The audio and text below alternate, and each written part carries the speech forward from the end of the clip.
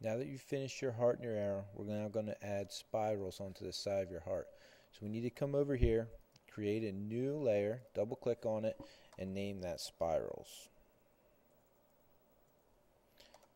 Once you've done that, we need to add some guides. So we need to unlock the guide layer, we need to select it, and then we need to drag a guide down to 5 inches and then 7 1/4.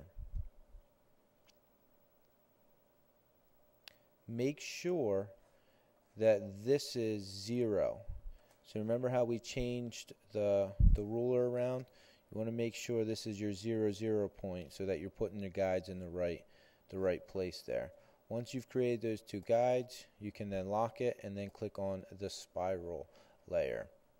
We're going to come over to the line tool, and underneath the line tool is the spiral. So bring that over. When you're making a spiral, wherever you click is going to be the center of the spiral. So when I click out, that initial click is my center. So I can move my mouse around.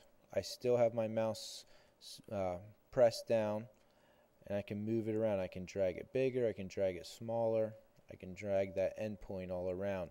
If I want to hold the command key down, it's going to adjust the size or the distances between my spirals there. If I hold the arrow key, hit the down arrow key, that's going to get rid of sections. If I put the up arrow key, that's going to add sections. So I'm going to create a somewhat large spiral. I'm going to hold the space bar down along with the mouse, and now I can move my spiral to different locations. And so what I want is this spiral to be intersected with that first guideline that I created at 5 inches. When I'm done that, I'm going to drop it. I'm going to give it a 10-point stroke and make sure it's black. Now that actually doesn't look good, so I'm going to redo that real quick here. I'm going to hold the command key to give myself, there you go. Hold the space bar, come over here to the intersection, and drop it. That looks much better. Once I'm done that, I'm going to create another spiral at my other guideline here. Make it just smaller. Drop it at the intersection, and then I'm going to change that to a 4-point stroke. I'm going to make one more spiral. I'm going to put it here at the end. I'm going to make that just small enough there. And I'm going to drop that, and I'm going to give that a 2-point stroke. Once you're done making your spirals, if you need to change it up, like right here, the distance between these two doesn't look good. Go ahead and change that so you can delete it out. Go back to your spiral, make another one.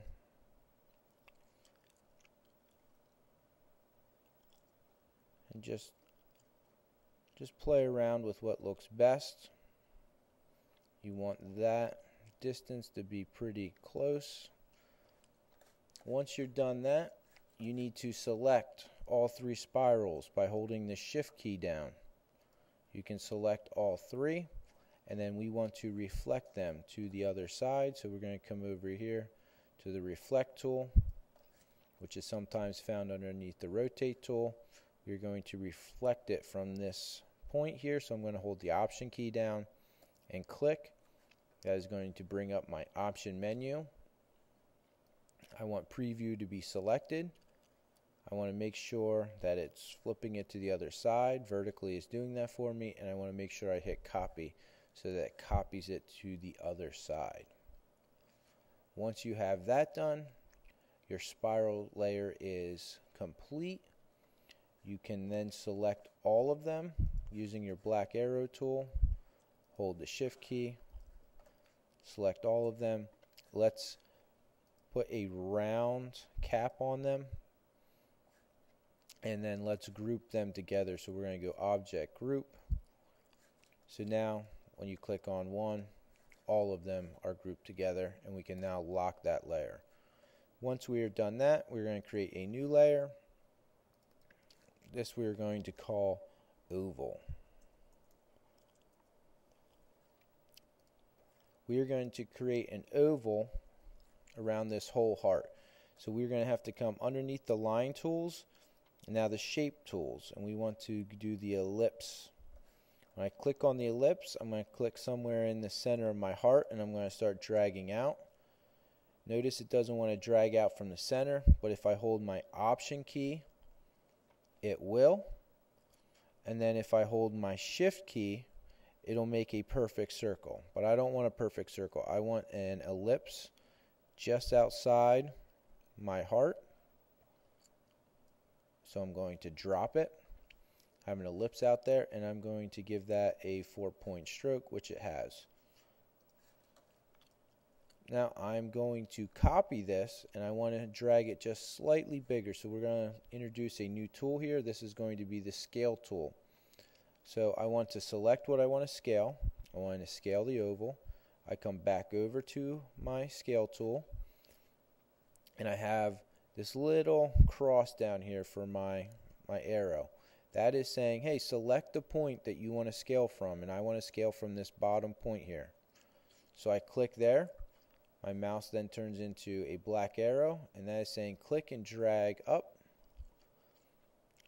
And you can see my oval from that bottom point is getting scaled. If I hold the Shift key, it will scale it proportionally. If I don't, you can kind of make it different shapes. So I want to just drag it a little bigger at the top. I want that bottom point to be the intersection.